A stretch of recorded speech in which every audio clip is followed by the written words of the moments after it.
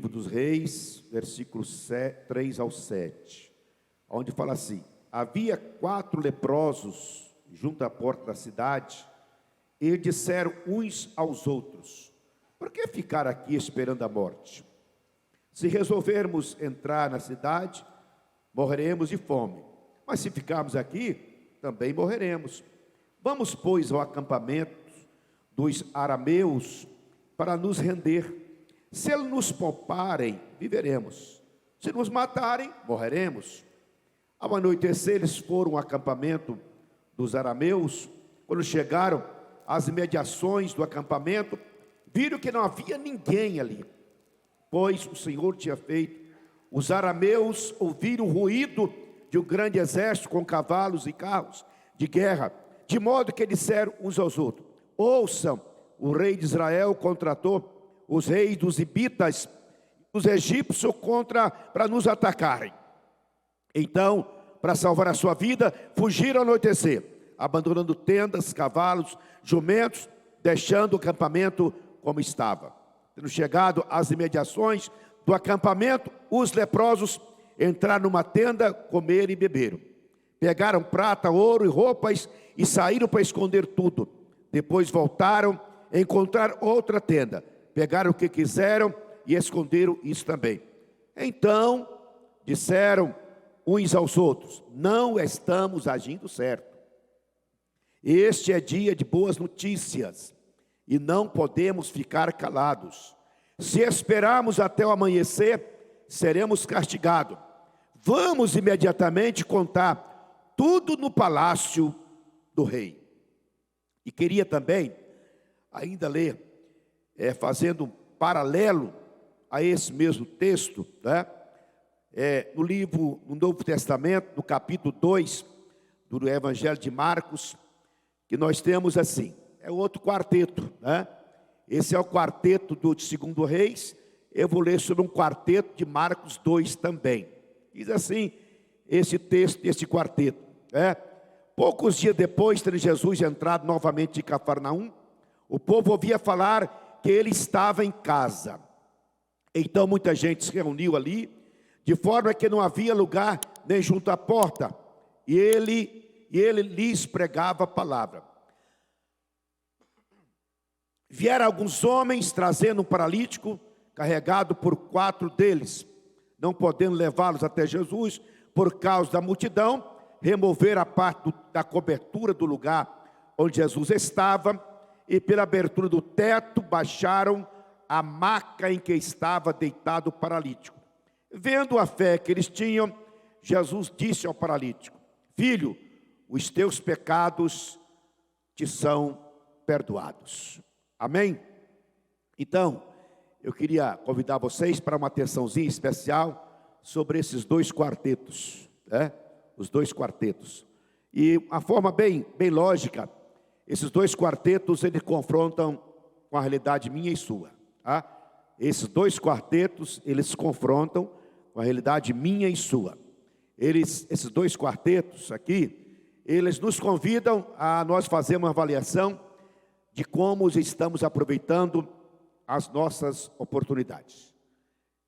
Ele nos convida a nós avaliar como nós estamos aproveitando as nossas oportunidades, muito especialmente as nossas oportunidades espirituais, Esses 2 quartetos me insultam quanto à minha utilidade como gente, como pessoa, muito especialmente como cristão. Ele me insulta, ele me faz eu repensar. Esses quartetos, me chama a atenção, ou chama a minha atenção e a sua, para a gente estar pensando no que é urgente, o que é assunto urgente, a ideia, a mensagem que esses 2 quartetos nos transferem é isso: como eu posso fazer o que eu devo fazer? Como eu posso fazer o que eu devo fazer? Como posso fazer o que eu devo fazer? Porque tem coisa que eu preciso fazer, Se eu não fizer, vai estar fora do tempo e eu vou perder a oportunidade daquilo que eu tinha que fazer e não fiz. A Bíblia fala bem claro, né? Aquele que sabe fazer o bem e não faz, comete pecado. Então uma coisa que os cristãos têm que ter consciência, que eles sabem fazer coisas boas e coisas significantes que marca a história, a vida do próximo. Eu dava um testemunho no almoço da casa do Túlio Majajosli, na inauguração da sua casa lá. Eles fizeram um almoço de inauguração, celebração da bênção da casa própria. E estava dizendo para eles como que é importante quando alguém tem uma atitude em favor de alguém. Essa atitude em favor de alguém muda a história, muda a trajetória, muda a realidade. Então a Bíblia nos recomenda a estarmos conscientizando. A gente precisa estar consciente de que aquilo que nós podemos e devemos fazer. Muito bem, uma ideia que a gente transmite sempre aqui, fala sempre isso, é assim: faça a sua vida valer a pena antes que seja tarde demais. Eu gosto muito dessa frase, né? Eu digo essa frase de vez em quando: faça a sua vida valer a pena antes que seja tarde demais. Uma ideia que combina com isso é o seguinte: não seja uma pessoa displicente, desatenciosa, que coloca a tranca na porta depois de arrombada. Aí depois de arrombada não adianta, irmão. Então antes que seja arrombada a casa, coloque a tranca. Tenha, portanto, a atitude de estar antecipando a tragédia. Ou seja, faça o bem enquanto você pode fazer. Faça o bem enquanto você pode fazer. Olha, eu queria... Tem uma frase do grande pastor, né? Pastor americano, por nome, aquele famoso líder político, Martin Luther King. Ele fala bem assim: o que me incomoda não é os gritos dos maus, mas o silêncio dos bons. O que incomoda não é o grito dos maus, mas o silêncio dos bons. Aí, irmãos, nós como cristãos, nós como pessoas que servimos ao Senhor, nós temos que saber o seguinte: tem momento que a gente não tem direito de ficar calado. Nós não podemos nos calar, porque se nós nos calamos, o nosso silêncio vai nos condenar. O silêncio nosso vai nos condenar. Então a gente tem que saber que a gente não tem direito, às vezes, de ficar calado. A gente tem que observar nessa história desses dois quartetos, quando a falta de atitude nossa coloca em risco a vida do próximo. Quando a falta de atitude nossa coloca em risco a vida do próximo. Eu não quero aqui reportar mais uma vez o texto que eu li, mas eu queria que você observasse essas colocações que nós estamos fazendo em relação a esses dois quartetos. Esses dois quartetos, eles primeiro ensinam para a gente aproveitar as oportunidades enquanto elas existem. Aproveitar as oportunidades enquanto elas existem, sabe? Porque tem oportunidades que voltam, mas a maioria não volta mais. A maioria das oportunidades não volta mais. Aí você tem que saber o seguinte: às vezes você pode ser uma pessoa que vai ter um problema muito grande no futuro, Sabe que o maior problema do futuro de alguém é você ter um arrependimento tardio. Arrependimento tardio de uma oportunidade que você perdeu. Se eu tivesse aproveitado. Se eu tivesse tido outra atitude. Se eu tivesse feito de outra forma. Então, por favor, entenda uma coisa. Duas ideias eu trago aqui. A oportunidade toda a história interessante de uma pessoa vitoriosa começa com a oportunidade aproveitada. Toda a história de uma pessoa vitoriosa, vencedora, começa com a oportunidade aproveitada. Agora, toda a história de um homem fracassado, de um homem não vencedor, começa com a oportunidade não aproveitada. Então, por favor, aprenda isso. A oportunidade pode ser a porta de Deus que está abrindo em seu favor, né? A Bíblia diz, no capítulo 9, 10 de Eclesiástico, assim: tudo que vier à sua mão para você fazer, faça conforme as suas forças, porque na sepultura, para onde tu vais, não há obra, não há indústria, não há ciência, não há sabedoria alguma. Portanto, se você quiser aproveitar as oportunidades que a vida te dá, tem que ser feita nesta vida, porque depois da morte, você não tem mais a oportunidade de estar arrependendo ou voltando a ter de novo essas mesmas oportunidades. Agora, a gente precisa ter consciência de uma coisa, né? A cada oportunidade que te aparece depende de qual atitude que você tem em relação a ela, tá? Qual a sua atitude? Qual a sua atitude que você tem em relação àquela oportunidade? Olha, não basta ter boa intenção, irmão. Boa intenção não salva ninguém. E o inferno, diz um pensamento aí, que o inferno está cheio de bons intencionados. Portanto, não é intenção. A intenção não basta. O que precisa é de atitude, tá? De atitude. Se você não tiver atitude, nada acontece. Então, atitude, intenção sem atitude não gera nenhum efeito, tá? Então você tem que ter essa consciência desta ideia nesse texto. Eu queria também que você observasse, com base nesses dois quartetos, o seguinte: olha, não esconda atrás de uma situação qualquer para ser omisso quanto ao que você deve fazer, em favor do próximo, em favor de si mesmo e em favor da obra de Deus. Porque tem muita pessoa covardemente, que ele usa alguma circunstância pessoal, alguma situação pessoal, para com culpa: eu não fiz por isso, não fiz por aquilo, não fiz por... E aí começa a botar desculpa. Mas, por favor, atenda ao seguinte: é muita estupidez alguém esconder atrás de uma situação para justificar a razão porque não fez o que devia fazer em relação ao próximo, em relação a si mesmo e também em relação a Deus. Amém? Olha,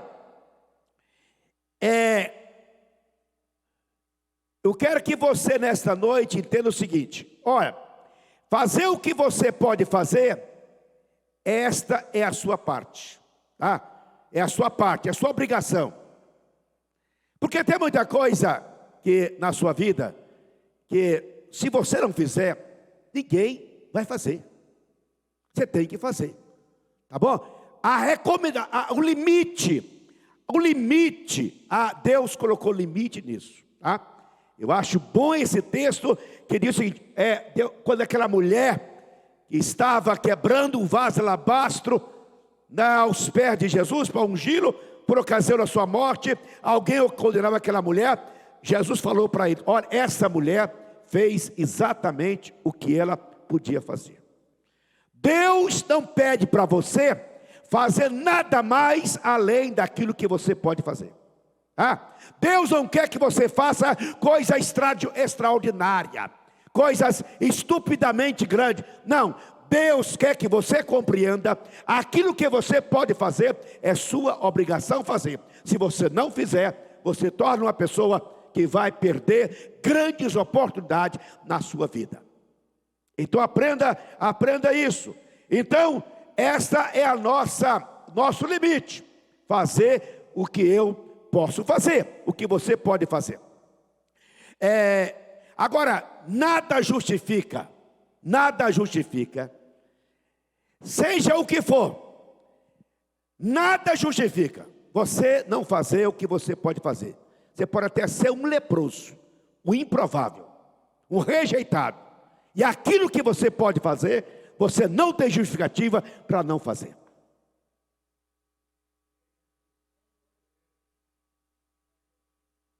Amém?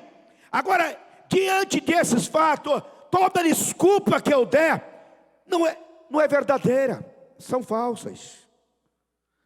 Toda desculpa que eu der são falsas, né? Os motivos que você possa dizer não convence ninguém, rapaz. E muito menos convence Deus. Porque tem pessoa que pensa que pode enrolar Deus. Tá certo? Olha, quando você não faz o que deve fazer, pode estar certo, alguém foi prejudicado. Alguém foi prejudicado. Alguém tomou prejuízo. Alguém perdeu uma bênção. Alguém perdeu uma chance. Alguém perdeu uma oportunidade. Grave bem isto, para você saber. Olha, todas as vezes que eu sou omisso naquilo que eu devo fazer, eu prejudico alguém. Eu prejudico alguém. Olha, eu disse aqui no começo, que o arrependimento tardio é o arrependimento mais doído do futuro.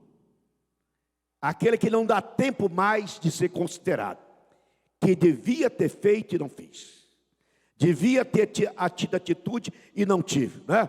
Aí, meu irmão, aí é uma questão de você estar deixando sofrer por uma circunstância que você mesmo fez.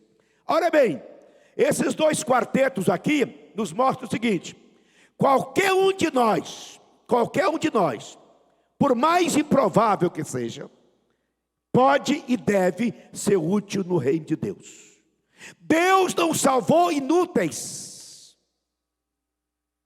Deus não salvou imprestáveis.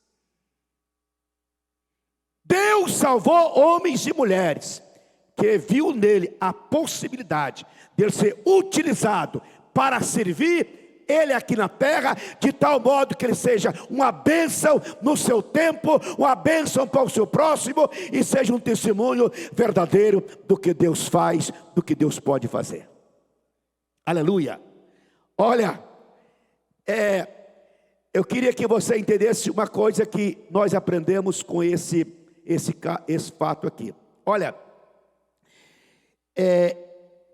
precisamos sairmos do estado de liturgia espiritual. Os 4 leprosos, tanto um quanto o outro, eles tinham razão de ficarem na sua zona de conforto, né? Zona de conforto.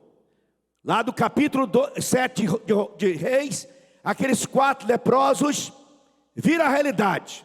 Bom, aqui não tem mais recurso. O que resta é nós morrer. É nós morrer. Mas ele teve a seguinte ideia: eu vou morrer lutando, não vou morrer sem lutar.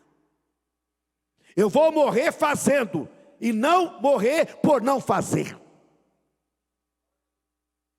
Aí, eles foram ao teu acampamento dos inimigos, pensando que, se chegar lá, aqueles inimigos pudessem matar, e nós já estou morto mesmo, tanto faz morrer aqui quanto lá. Só que eles chegam lá, Deus havia feito um grande milagre. Deus havia desembaratado todos os inimigos de tal forma que eles fugiram e deixaram o acampamento abandonado. Havia ali nas tendas fartura de ouro, de comida, de vestimenta, de prata, havia fartura de tudo. Eles começaram a comer, a vestir, a ficar, imagina o que eles estavam sentindo. Voltaram depois e fizeram o mesmo. Depois eles caíram na realidade. Eles pensaram: gente, amigos, pensa comigo, o que nós estamos fazendo não é certo. Nós estamos agindo errado. O que está acontecendo comigo, com você, é motivo da gente contar para os outros. A gente tem que contar para as pessoas que não estão vendo o que nós estamos vendo, contar para eles o que Deus fez, o milagre que Deus fez, a bênção dessa porta aberta, dessa solução que está para nós aqui. E eles foram lá e anunciaram: gente, Deus fez um milagre. Os inimigos foram derrotados. O acampamento está livre. A abundância de prata, de ouro, de veste e de comida. Os 4 leprosos salvou uma nação, salvou famílias. Aleluia, salvou família. Mas por quê? Eles não acomodaram e não foram egoístas em conformar um bom só para eles. Eles não foram egoístas de pensar, podia esconder o que eles tinham de bom, podia não contar para ninguém, não dividir com ninguém. Por favor, é uma estupidez muito grande quando nós não damos notícias das boas novas do Evangelho às pessoas, aos amigos, aos parentes, a quem pode nos ouvir. Por favor, notifique o que Deus tem feito no mundo. Notifique os milagres que Deus tem operado na terra. Notifique a bênção da salvação. Notifique a alegria de ser crente. Notifique o privilégio de confiar na palavra de Deus. Não guarda para você isso não. É loucura. É estupidez. É estupidez. Divida com quem pode. Agora, veja bem, meus irmãos. Eu queria que você observasse comigo o seguinte. Olha, a gente tem que ter cuidado. A gente tem que fazer o que tem que fazer, que precisa fazer, porque as coisas podem inverterem. Você esperar a luz e vem trevas. Você esperar paz e vem guerra. Você esperar fartura e vem falta. Sabe? Tem que ter cuidado. Porque quando vier a falta, vier as trevas, vier a luta, não fica questionando Deus. Por que Deus? Por que Deus? Lá no capítulo 21 de Jeremias, diz que foi 2 homens para falar com Jeremias. Por que está acontecendo com Israel, aquela tragédia toda? 2 profetas, e um profeta e um sacerdote. Chegaram para Jeremias e falaram assim: Jeremias, consulta a Deus por nós. Pergunta para ele por quê? Por quê que o rei está guerreando contra nós? Outra coisa, Jeremias, pergunta para Deus se ele não tem alguma bênção, alguma maravilha, algum sinal para fazer em favor de nós. Sacerdote e profeta, eles estavam à procura do porquê. Gente, por favor, não chegue ao ponto de perguntar porquê não a Deus, porque toda pessoa que pergunta o porquê, ela não quer fazer a avaliação daquilo que ela não fez e não deixou, e deixou de fazer. São os nossos pecados, as nossas atitudes, as nossas ações, são as nossas posturas que nos afastam das bênçãos do Senhor Deus. Agora veja bem, eu queria que você inteirasse comigo nesses 2 textos aqui. Nós fazemos aqui um paralelo desses 2 textos aqui. Tudo depende da atitude e não da sua intenção. Então, esses dois quartetos aqui, esses 2 quartetos, 4 leprosos e os 4 homens lá que foram levar o paralítico até Jesus, eles tinham uma qualidade, eles eram proativos, sabe? Proativo. Sabe o que é proativo? É assim, aquilo que você tem que fazer, não peça os outros para fazer, não faça, rapaz. Sabe? Tem gente que é tão pequeno, é tão medíocre, é tão assim fraco, né? Que ele tem coragem de ver um copo no chão e pedir: fulano, pega aquele copo e joga no lixo. Ele não tem disposição de pegar o copo e jogar no lixo, porque o que ele tem que fazer, ele não faz. As pessoas precisam ser proativas na vida espiritual, ser proativa no servir a Deus, ser proativa em estar fazendo o que deve ser feito, em fazer o bem para o próximo, dar modo de servir a Deus. Ser proativa num culto É você se iniciar. O louvor, aleluia, dá glória a Deus. Põe fogo aí no meio do povo. Ser proativa é você ser um entusiasma da fé. Ser proativo da fé na vida espiritual é você não estar simplesmente assistindo o que está acontecendo, mas participando ativamente do que está acontecendo. Aleluia. Agora, meus irmãos, veja bem, eu queria que você gravasse bem isso aqui. Se você não mudar de atitude, nada vai acontecer. Nada vai acontecer. Eu queria que você também entendesse uma coisa que eu quero extrair desse texto aqui. Olha, alguém precisa comprovar o que Deus já fez. Alguém precisa. Se ninguém falar o que Deus já fez, ninguém vai crer. Alguém tem que ter disposição de falar: olha, gente, Deus abriu o mar vermelho. Olha, gente, Davi venceu Golias. Olha, gente, o Senhor fez esse e fez aquilo. Olha, gente, Jesus morreu, mas ressuscitou. Olha, gente, Ele continua operando sinais, maravilha e prodígio em nosso meio. Alguém tem que contar o que Deus fez. A maior estupidez, covardia de um cristão, sabe o que é? Ele omitir, ele calar, ele não anunciar o que Deus já fez. O que ele está fazendo é outra coisa, mas o que ele já fez, sabe? Esta é a minha parte do reino. Eu tenho que contar, eu tenho que comprovar para outras pessoas o que Deus fez em favor da sua igreja, em favor do meu irmão tal. Testemunhe das bênçãos dos seus irmãos na vida dos outros. Mas tem gente que é tão egoísta, que ele tem vergonha de contar o milagre do irmão, porque não é dele o milagre. Se fosse dele, ele contava. Você entendeu? Se fosse dele, ele contava. Mas como é dos outros, é tanto egoísmo que ele não tem coragem de falar. Ele omite.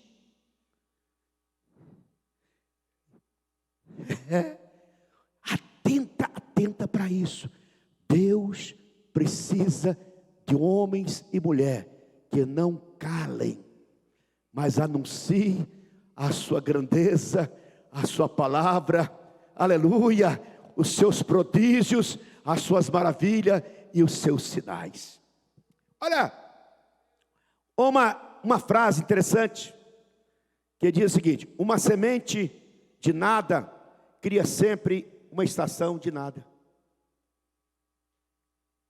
Uma semente de nada cria sempre uma estação de nada. Se você não faz nada, o resultado é nada. Ou não é?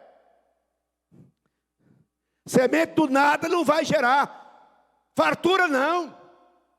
Não vai gerar colheita grande, não. Semente do nada vai gerar uma estação do nada.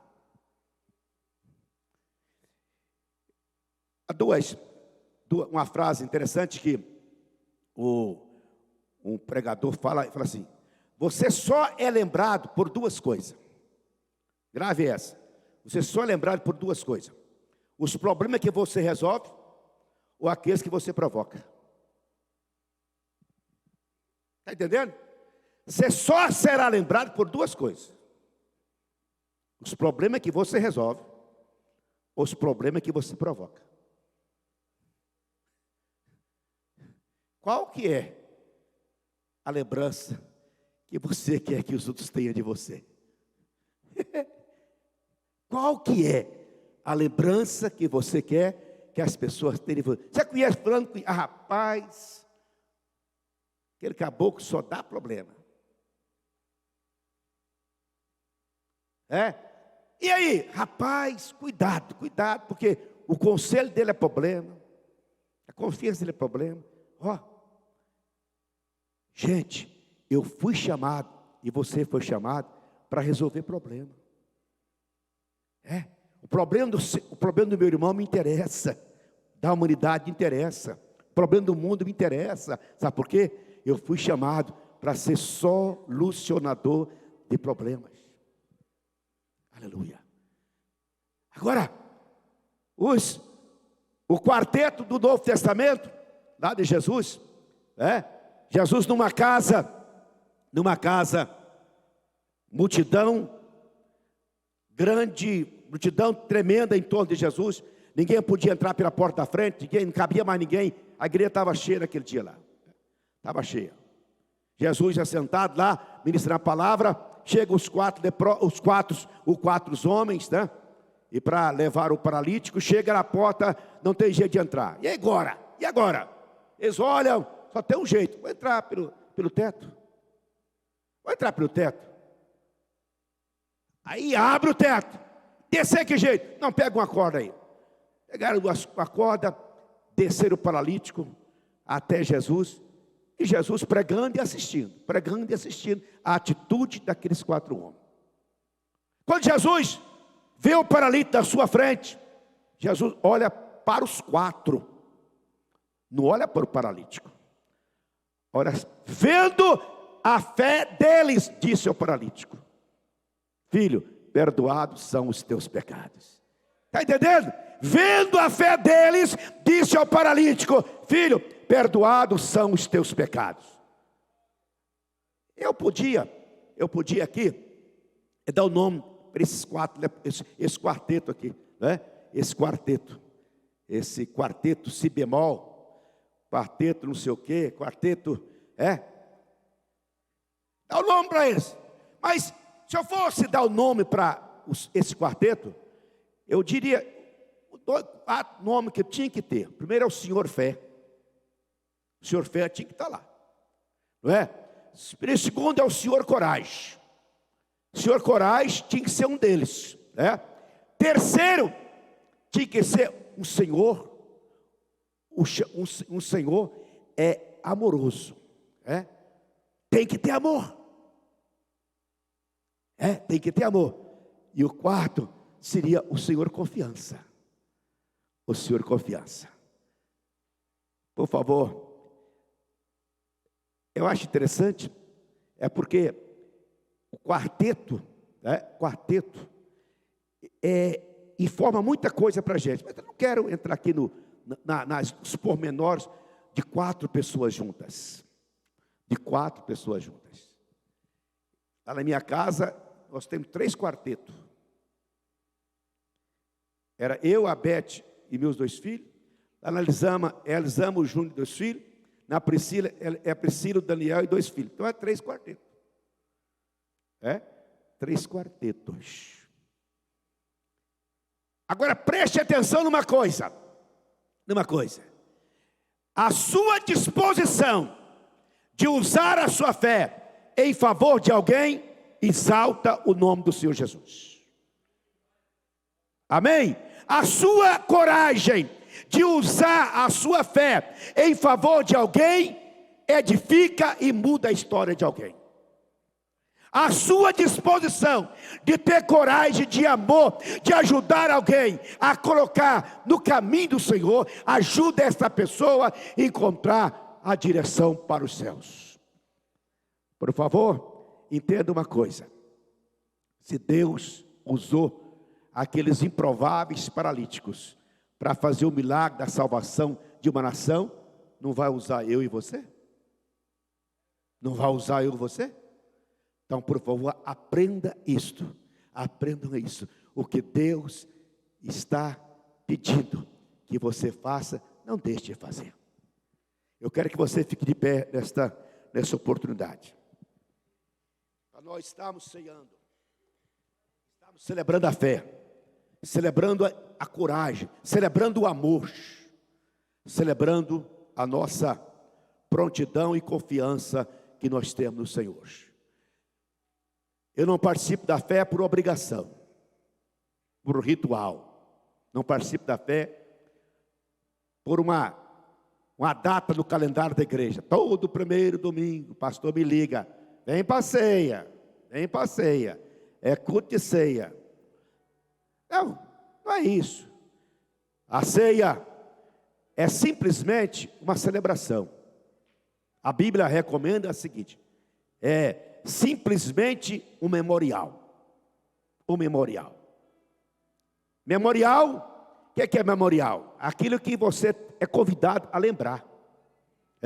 Memorial, você vai nos memoriais das grandes cidades, dos grandes centros turísticos, né? Lá tem os memoriais tais e tais. Aí você chega no memorial, você identifica, esse memorial é para você lembrar que o fundador foi esse, para você lembrar que esse foi quem ganhou aquela guerra, para você lembrar que esse foi o homem que inventou isso e aquilo. Memorial é isso. Então a ceia é nós visitando o memorial de Cristo. Visitando o memorial de Cristo, para lembrar de que Ele morreu por nós, mas que Ele ressuscitou ao terceiro dia. E diz: eu estarei convosco todos os dias, até a consumação dos séculos. Aleluia. Ceia, portanto, é momento da gente estar reafirmando com Deus aquilo que nós podemos fazer. Senhor, o que eu preciso fazer, o que eu devo fazer, o que é a minha responsabilidade de fazer, não deixa eu ser omisso, Senhor. Eu preciso fazer para a glória e louvor do Teu nome. Amém? Nós vamos começar a ceia nesse momento. Mas antes de começar a ceia, eu queria convidar você para uma reflexão individual, tá? Você e Deus, eu e Deus, você e Deus. Por alguns segundinhos, faça a sua reflexão pessoal, faça a sua avaliação pessoal, a sua oportunidade. Você não está jogando fora, não? Pensa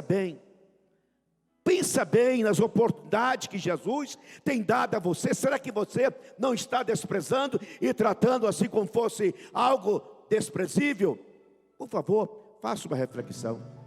Faça uma reflexão quanto à importância da sua vida, do seu tempo, da sua existência, dos seus dias. Faça uma avaliação.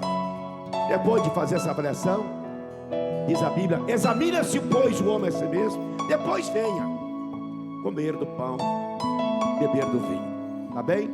5 minutinhos aí, por favor, ao som de uma música bonita e abençoada, debaixo da presença do Espírito Santo, debaixo da nuvem de Deus, debaixo da glória de Deus, debaixo do mover do Espírito de Deus.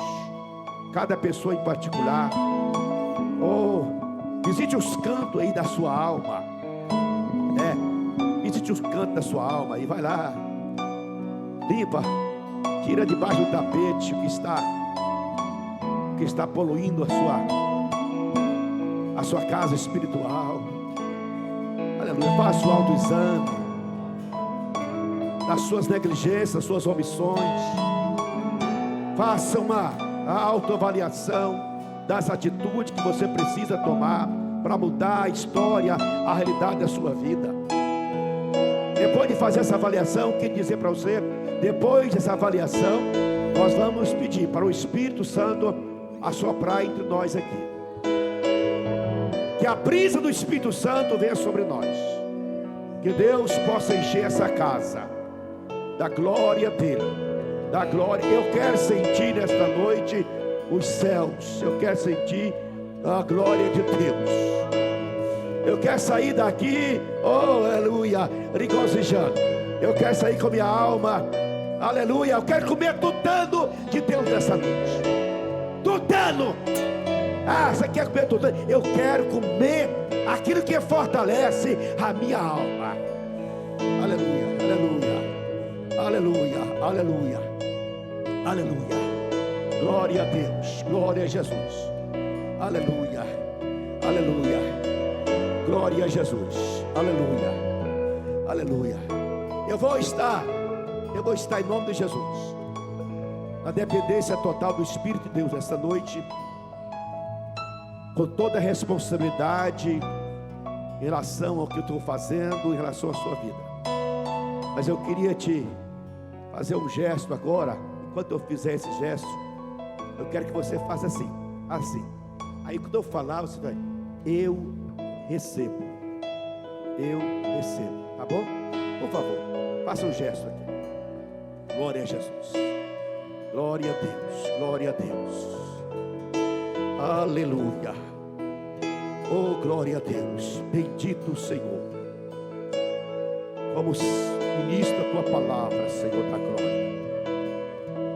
Eu ministro nesta noite, Jesus Cristo, oh Senhor da glória, o sopro do teu Espírito, Senhor, na vida deste povo, Senhor. Eu ministro agora, Senhor, na vida deste povo, Senhor, oh Senhor da glória, o manifestar poderoso da tua presença, Senhor. Oh Jesus Cristo glorioso, eu ministro essa noite na vida do meu irmão e da minha irmã, Senhor da glória, um renovo, Senhor, de fé, um renovo de ânimo, Senhor, um renovo de esperança, um renovo de coragem, um renovo de fé, um renovo de prontidão, Senhor.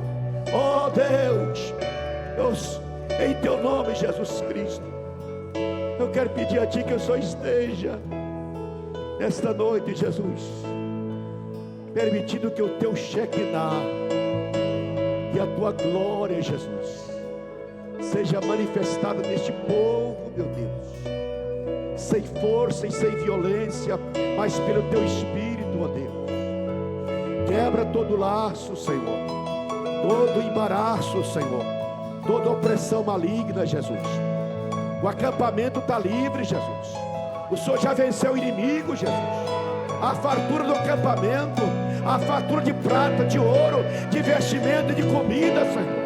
Aleluia, não deixa nós, ó Deus, está vivendo uma vida de mendigo, de passa-fome espiritual. Já venceu por nós, Senhor.